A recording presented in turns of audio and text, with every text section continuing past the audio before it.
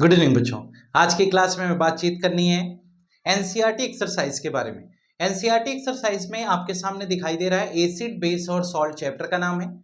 उसकी एनसीईआरटी की एक्सरसाइज में जो 15 to 16 क्वेश्चन दिए गए हैं उन क्वेश्चंस का डिस्कशन करेंगे मात्र 15 से 20 मिनट के अंदर। तो आज की इस क्लास के बारे में पहले जानिए कि आज की इस क्लास में एनसीईआरटी का एक्सरसाइज में जो 15-20 क्वेश्चन है वो बहुत ही इंपॉर्टेंट है। उसमें से 3-4 क्वेश्चन तो हद से ज़्यादा इंपॉर्टेंट है, तो इसको पढ़ना समझना जान लेना बहुत ज़रूरी है। इसलिए आज की इस क्लास में आपके एग्जाम से पहले एनसीईआरटी की एक्सरसाइज हम स्टार्ट कर रहे हैं। इसको देखना ना भूलें, एनसीईआरटी की एक्सरसाइज ज़रूर पढ़ के जाएं क्योंकि बहुत आपके लिए ये रिक्वायर्ड है, क्योंकि हम अभी पीपीटी में आपको बता रहे हैं कि कौन कौन सा क्वेश्चन कैसे करना है। सबसे पहले आप एक काम करिए, अपनी बुक ओपन कर लीजिए। बुक में देखिए कि कौन सा क्वेश्चन कहाँ पर कैसे दिया गया है, उसको जरा गौर से देखिएगा। आप एनसीईआरटी एक्सरसाइज ओपन करिए, हम आपको बताते हैं पहले क्वेश्चन से लगा करके लास्ट तक का पूरा क्वेश्चन सॉल्व कराते हैं। जैसे देखिए आपकी बुक में बेटा सबसे पहला क्वेश्चन क्या दिया गया है, एसिड बेस एंड सॉल्ट की एनसीईआरटी एक्सरसाइज में, उस पर हम बात कर लेते हैं। देखिए इस एनसीईआरटी एक्सरसाइज के टर्म में पहला क्वेश्चन दिया गया है आपकी बुक में, a solution turns red litmus blue, its pH is likely to be. यानी कहते हैं कि एक कोई सॉल्यूशन आपको दे दिया जाए, वह सॉल्यूशन क्या करता है, रेड को ब्लू में कन्वर्ट करता है। तो इसका मतलब वह सॉल्यूशन कैसा होगा, वह सॉल्यूशन अगर रेड लिटमस पेपर को ब्लू में कन्वर्ट कर देता है तो इसका मतलब वह सॉल्यूशन बेसिक होगा, उसकी पीएच वैल्यू 7 से ज्यादा होगी। इसका मतलब आपके ऑप्शन में देखिए 1, 4, 5 और 10 ये 4 ऑप्शन दिए गए, तो इसका पीएच वैल्यू क्या हो जाएगा, 10 हो जाएगा। दूसरा क्वेश्चन है, a solution reacts with crushed eggshell to give a gas that turns lime water milky, the solution contains. यह क्वेश्चन एग्जाम में आएगा। यह क्वेश्चन एग्जाम में, ये पहली दफा नहीं है, कई बार एग्जाम में ये आ चुका है, इसलिए इस क्वेश्चन को ध्यान से देखिएगा। क्वेश्चन में कहा गया कि एक ऐसा सॉल्यूशन है जो एग सेल के साथ जब उसका हम ट्रीटमेंट कराते हैं, एग सेल किसे कहते हैं बेटा, एग सेल का मतलब कि कैल्शियम कार्बोनेट का जिक्र किया जा रहा है, यानी कि कैल्शियम कार्बोनेट यानी लाइम स्टोन का जिक्र किया जा रहा है। यानी ये जो लाइम स्टोन है इसके साथ हम कौन सा ऐसा सॉल्यूशन लेते हैं, यानी मेटल कार्बोनेट के साथ जब हम HCl का ट्रीटमेंट करेंगे तो ये CaCl2 बन जाएगा, साथ में H2O बनेगा और साथ में ये क्या आ जाएगा बच्चे, CO2। और ये जो CO2 यानी जो कार्बन डाइऑक्साइड गैस निकल रही है, यही लाइम वाटर यानी कैल्शियम हाइड्रोक्साइड के सॉल्यूशन को मिल्की कर देती है, यानी उसका कलर में जो चेंजेस होता है उसके पीछे हाथ किसका है, ये CO2 गैस का। ये आपका दूसरा क्वेश्चन है। पहले क्वेश्चन में पीएच की वैल्यू 10 आई, क्यों, क्योंकि यहां पर यह बेसिक सॉल्यूशन है और बेसिक सॉल्यूशन 7 से ऊपर होता है। क्वेश्चन नंबर 3 देखिए, कहते हैं कि थर्ड क्वेश्चन ये कह रहा है कि अगर 10 ml सोडियम हाइड्रोक्साइड को हमें न्यूट्रलाइज कराना है, अगर उसके लिए 8 ml HCl की रिक्वायरमेंट है, तो 20 ml सोडियम हाइड्रोक्साइड को न्यूट्रलाइज करने के लिए कितने ml HCl लगेगा। इधर डबल किया तो उधर भी, उधर 8 ml था तो 16 ml हो जाएगा, यानी थर्ड क्वेश्चन आपका ये हो जाएगा। 16 ml आप यूज कर सकते हैं।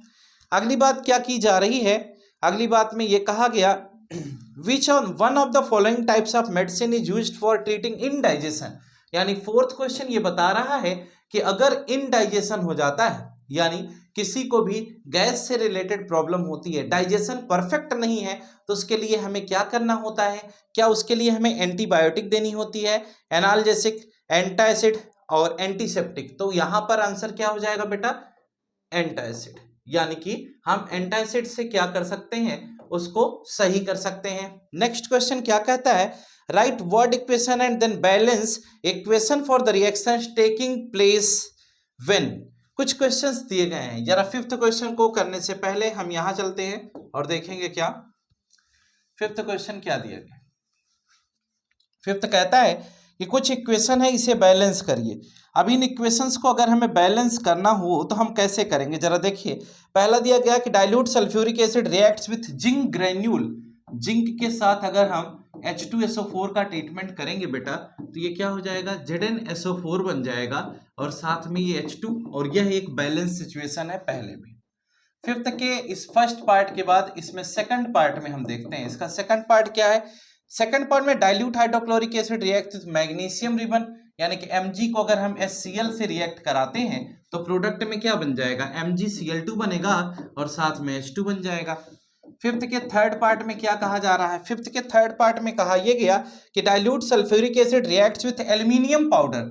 अगर एल्यूमिनियम के साथ हम H2SO4 का ट्रीटमेंट करा दें तो एल्यूमिनियम हाइड्रोजन को रिप्लेस करके Al2SO4 का होल थ्राइस बनाएगा और साथ में हमारा H2 हाइड्रोजन गैस के रूप में बाहर निकल जाएगा। थर्ड के बाद फोर्थ स्टेप में चलते हैं। फोर्थ स्टेप क्या कह रहा है, कहता है कि डाइल्यूट हाइड्रोक्लोरिक आयरन के साथ अगर हम Fe के साथ HCl का ट्रीटमेंट कराएंगे तो आयरन क्या करेगा, हाइड्रोजन के साथ FeCl3 और H2 या FeCl2 भी लिख सकते हो, फेरस या फेरिक में से कोई भी क्लोराइड आप बना सकते हैं। अब इसको बैलेंस करने की बात है, आप इसे बैलेंस कर सकते हैं। हम उम्मीद करते हैं कितना आपको मालूम होगा, बैलेंसिंग आप पीछे पढ़े थे। फिफ्थ के बाद सिक्स क्वेश्चन में आइए, कहते हैं compound such as alcohol and glucose also contain hydrogen but are not categorised as acid, describe. कहते हैं कि अगर हम अल्कोहल और ग्लूकोज की बात कर रहे हैं या शुगर की बात कर रहे हैं तो उसके अंदर भी तो हाइड्रोजन प्रेजेंट है, लेकिन अगर उसके अंदर भी हाइड्रोजन है तो वह करंट का कंडक्शन क्यों नहीं करता, लेकिन उसी जगह जो एसिड है वो करंट का कंडक्शन करते हैं, ऐसा क्यों? हमने एक लेक्चर में ये चीज हमने पढ़ाई थी कि एसिड करंट का कंडक्शन करते हैं, ऐसा इसलिए क्योंकि एसिड के अंदर हाइड्रोजन आयन की कंसंट्रेशन होती है, लेकिन बाकी के अंदर H+ आयन की कंसंट्रेशन का केस नहीं है, यानी कि वह कोवेलेंट कंपाउंड है और आयंस में ब्रेक नहीं कर पाते खुद को, इसीलिए वो करंट का कंडक्शन नहीं करते हैं। तो ये आपको समझना होगा। एनसीईआरटी एक्सरसाइज की ये केस आपको समाप्त कर दी गई है। उम्मीद करता हूं कि बात आपको समझ में आ गई। सॉरी, एनसीईआरटी एक्सरसाइज के अगले पार्ट में चलते हैं, सेवंथ में। Why does distilled water not conduct electricity whereas rain water does? इसका मतलब क्या है? अगर डिस्टिल्ड वाटर की बात करते हैं तो उसमें आयंस नहीं है, इसकी वजह से वह करंट का कंडक्शन नहीं करता, लेकिन रेन वाटर में एसिड पाया जाता है, ठीक है, कुछ स्मॉल एसिड्स होते हैं, वीक एसिड्स, उसके अंदर आयंस की मात्रा पर्याप्त होती है, जिसकी वजह से रेन वाटर करंट का कंडक्शन करता है, बाकी नहीं करते। अगले पार्ट में हम चलते हैं और देखेंगे अगली क्या बात है।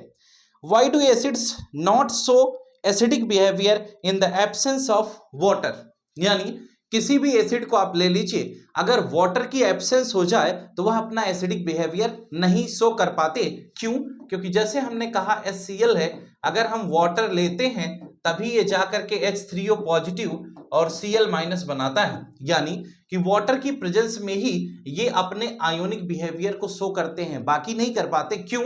क्योंकि H2O जो है यह इसके हाइड्रोजन के साथ जुड़ेगा, जब यह जाएगा तो हाइड्रोजन बॉन्ड बनाएगा हाइड्रोजन के साथ, तभी तो हाइड्रोनियम आयन आएगा, और जब यह आयन में टूट जाएगा तभी तो कंडक्शन कर पाएगा, इसलिए ये बात आपको पढ़ाई गई। नेक्स्ट क्वेश्चन क्या कहता है, 5 solution A B C D E when tested with universal indicator showed pH as 4, 1, 11, 7 and 9 respectively. Which solution is neutral? कुछ नहीं, ज्ञान की बात है। आपको क्या बताया गया, आपने पीएच के बेसिस पे पढ़ा, 7 न्यूट्रल होता है, जिसकी pH 1 होती है बहुत स्ट्रांग है, जिसकी 14 है ये भी बहुत स्ट्रांग है। बहरहाल यह स्ट्रांग बेस है, यह हमारा स्ट्रांग एसिड है, और ये हमारा न्यूट्रल की कंडीशन होती है, यानी 7 पर न्यूट्रलिटी होती है, और ये स्ट्रांग एसिड होता है, ये हमारा स्ट्रांग बेस होता है। तो ये चीज इसमें बताई गई है, इसको आप पढ़ सकते हैं। यानी वीक एसिड क्या होगा, जो 7 से 10.5 के आसपास होगा, इधर वाला सॉरी जो वीक बेस क्या होगा, जो 7 to 10.5 के आसपास में होगा, और जो 10.5 से 14 तक होगा वह स्ट्रांग बेस होगा। यहां से यहां तक वीक एसिड होगा, यहां से यहां तक स्ट्रांग एसिड होगा, क्योंकि हम जानते हैं कि लेफ्ट से राइट जाने पर OH- की कंसंट्रेशन बढ़ती है, जबकि H+ आयन की कंसंट्रेशन क्या हो जाती है, डिक्रीज करती है। उसी के बेसिस पर हम ये कहते हैं कि जो pH होती है, pH जैसे जैसे बढ़ता है वैसे वैसे कंसंट्रेशन ऑफ H+ क्या हो जाता है, घट जाता है, यानी कि concentration of hydrogen ion is inversely proportional to power of hydrogen ion, यानी कि हाइड्रोजन आयन की पावर उसके कंसंट्रेशन के इनवर्सली प्रोपोर्शनल है। आप लेफ्ट से राइट जाने पर देख रहे हैं pH में 14 तक पहुंच गए, लेकिन उस केस में उसकी कंसंट्रेशन क्या हो जाती है, H+ आयन की घट जाती है। नेक्स्ट क्वेश्चन बेटा क्या दिया गया, equal length of magnesium ribbons are taken in test tube A and B. Hydrochloric acid is added to test tube A. ज्ञान की बात की है। कुछ नहीं। इसमें ये कहा जा रहा है कि फिजिंग के बारे में बताया गया। अगर देखो सिंपल सी चीज है, अगर CO2 जहां ज्यादा रिलीज होगी वहां बुलबुले ज्यादा बनेंगे, या जिस केस में CO2 निकलेगी वहीं बुलबुले बनेंगे। अगर CO2 नहीं निकलेगी तो बुलबुले नहीं बनेंगे। हम कहते हैं मेटल कार्बोनेट या मेटल बाइकार्बोनेट के साथ जब एसिड का ट्रीटमेंट करते हैं तो उस समय एक सॉल्ट बनता है, एक वाटर बनता है, एक कार्बन डाइऑक्साइड बनती है। तो वही बात को इन्होंने बहुत बड़ा चढ़ा करके समझाया हुआ है, ठीक है। बस इसमें यह बताया हुआ कि किसमें फिजिंग ज्यादा होगी। अब आपसे कहा जा रहा है, सिंपल सी चीज है, HCl एक स्ट्रॉन्ग एसिड है, अगर उसके साथ आप ट्रीटमेंट करोगे तो फिजिंग ज्यादा होगी। जबकि CH3COOH के साथ अगर आप रिएक्शन करते हो तो वहां पर क्या होगा, चेंजेस अलग हो जाएगा। होता क्या है कि वीक एसिड कितना तेजी से रिएक्शन करता है और स्ट्रॉन्ग एसिड कितनी तेजी से रिएक्शन करता है, इसी पर सारी बात डिपेंड करती है, उसमें सोचने का नहीं है। नेक्स्ट क्वेश्चन पे आइए। 11 नंबर का है जो ये क्वेश्चन आपके सामने दिखाया जा रहा है, ये बहुत इंपॉर्टेंट है। यानी कि 11 नंबर के इस प्रश्न में हम क्या बात करने वाले हैं, जरा सुनिएगा। ये क्वेश्चन कहता है बेटा कि fresh milk has a pH of 6, how do you think the pH will change as it turns into curd, explain your answer. कहते हैं कि मिल्क की pH 6 है, ठीक है। तो आपको क्या लगता है कि जब ये दही में परिवर्तित होगा तो इसकी pH में क्या होगा, बदलाव होगा। कहते हैं हाँ, खट्टा हो जाता है तो pH में कुछ न कुछ तो चेंजेस आते ही हैं, इसका मतलब उसमें एसिडिक नेचर ज्यादा हो जाता है। और वैसे भी दूध के अंदर जब एसिड का नेचर बढ़ता है, एसिडिटी बढ़ती है, तभी तो दूध फटता है, उसके पहले थोड़ा ना फट जाता है। देखिए क्वेश्चन नंबर 11 बहुत अच्छा है, एग्जाम में पूछा जा सकता है। A milkman adds a very small amount of baking soda to fresh milk, why does he shift the pH of the fresh milk. ज्ञान की बात की है क्या, कहा यह गया कि एक दूध वाला, आप देखते हो कि दूध बेचने जो लोग आते हैं, भैंस तो सुबह की लगी होगी ना गाय, लेकिन वो दूध लेकर के आते हैं दोपहर के, कभी कभी वही दूध शाम को दे जा रहे हैं। वो दूध इतना लंबे समय तक हमारे घर में तो नहीं चलता। हम भैंस अगर गाय दूहने के बाद क्या करते हैं, अगर रख देते हैं तो थोड़े समय के बाद उस दूध की एसिडिटी बढ़ती है और दूध फट जाता है। लेकिन दूध वाला उस दूध को पूरा दिन बेच रहा है, लेकिन उस दूध पर कोई फर्क नहीं पड़ता। क्यों? क्योंकि उस दूध में बेकिंग सोडा मिला होता है, और जो बेकिंग सोडा से बनाया गया दूध है, यानी जिसमें बेकिंग सोडा मिला हुआ है, सोडियम बाइकार्बोनेट NaSCO3, तो वह उसकी एसिडिटी को न्यूट्रलाइज करता रहता है, जिसकी वजह से दूध के अंदर एसिडिक नेचर जनरेट नहीं हो पाता है, इसीलिए दूध फटने से बच जाता है। तो चलिए आगे देखते हैं। Plaster of Paris should be stored in moisture proof container, explain why. बहुत आसान सा क्वेश्चन है। पीओपी को हम मॉइस्चर प्रूफ कंटेनर में क्यों रखते हैं, आपको एक्सप्लेन करना है। इसलिए रखते हैं पीओपी को मॉइस्चर प्रूफ कंटेनर में, क्योंकि हमने एक इक्वेशन पढ़ी है, क्या, CaSO4 डॉट हाफ H2O, ये पीओपी है जैसा कि आप जानते हैं। अगर इसमें 1 एंड हाफ H2O ऐड कर देंगे तो ये क्या हो जाएगा बेटा, ये CaSO4 डॉट 2H2O हो जाएगा। और डॉट 2H2O यानी कि इसे लोग प्यार से क्या कहते हैं, जिप्सम कहते हैं। और अगर ये जिप्सम हो गया तो लफड़ा हो जाएगा, इसलिए हम इसे क्या करते हैं, इस तरीके से रखते। अगला क्वेश्चन देखिए। अगला क्वेश्चन ये बताया गया, what is the neutralisation reaction, give 2 example. बहुत प्यारा सा क्वेश्चन है। कहते हैं न्यूट्रलाइजेशन रिएक्शन क्या है। देखो एक न्यूट्रलाइजेशन, एक रियल न्यूट्रलाइजेशन, हम कहते हैं जब एसिड बेस आपस में रिएक्ट करता है तो सॉल्ट का फॉर्मेशन करता है, यह न्यूट्रलाइजेशन रिएक्शन कहलाता है। और कहते हैं कि एसिड का H+ और बेस का OH- जब आपस में ट्रीट करके वाटर बना लेता है, ऐसी केस में जो रिएक्शन होता है उसे रियल न्यूट्रलाइजेशन रिएक्शन कहते हैं। कहा गया कि 2 एग्जाम्पल देकर के बताओ, HCl को KOH से मिलाओ, KCl प्लस H2O बनाओ, और ऐसी केस में आप इसे न्यूट्रलाइजेशन रिएक्शन के अंतर्गत पाओ। कहते हैं NaOH में H2SO4 मिलाओ, प्रोडक्ट के रूप में Na2SO4 मिल जाएगा और साथ में H2O आएगा। यह क्या है, यह न्यूट्रलाइजेशन रिएक्शन है, क्योंकि इस केस में सॉल्ट और वाटर का फॉर्मेशन हो रहा है। Give 2 important uses of washing soda and baking soda. बड़ा आसान सा क्वेश्चन है। कहते हैं वॉशिंग सोडा का कोई इंपॉर्टेंट यूज, पहला यूज कि वॉशिंग सोडा को हम साफ सफाई के पर्पस पे यूज करते हैं, यानी क्लीनिंग पर्पस पे हम उसका यूज करते हैं, एक। और दूसरा जो सबसे अच्छा यूज है कि हार्डनेस ऑफ वाटर, वाटर के अंदर जो हार्डनेस होती है उसको खत्म करने के लिए भी हम उसका यूज करते हैं। अगली बात कही गई कि give 2 important uses of washing soda and baking soda. Baking soda को तमाम यूज है। दूध के अंदर अगर एसिडिक नेचर आ जाता है तो उसमें मिला दो कि दूध की एसिडिटी क्या हो जाएगी, न्यूट्रलाइज हो जाएगी, दूध फटने से बच जाएगा, पहला। और दूसरा बेकिंग सोडा का यूज मधुमक्खी काट ले अगर वहां लगा दो तो उससे भी क्या हो जाता है, निजात मिल जाती है।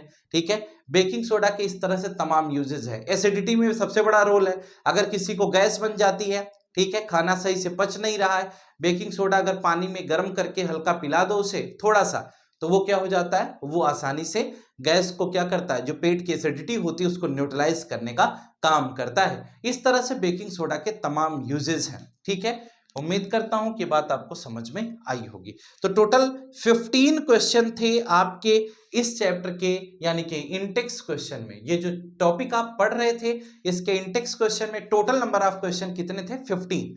और हम उम्मीद करते हैं कि 15 क्वेश्चन आपको समझ में आ गए होंगे। ठीक है, तो टोटल 15 क्वेश्चन हमने बताए जो कि एनसीईआरटी एक्सरसाइज थी क्लास 10th की, और कौन सी, chapter number 2 acid base and salt. आज के लिए फिलहाल इतना ही, हम लोग फिर मिलेंगे नेक्स्ट क्लास में। Thank you.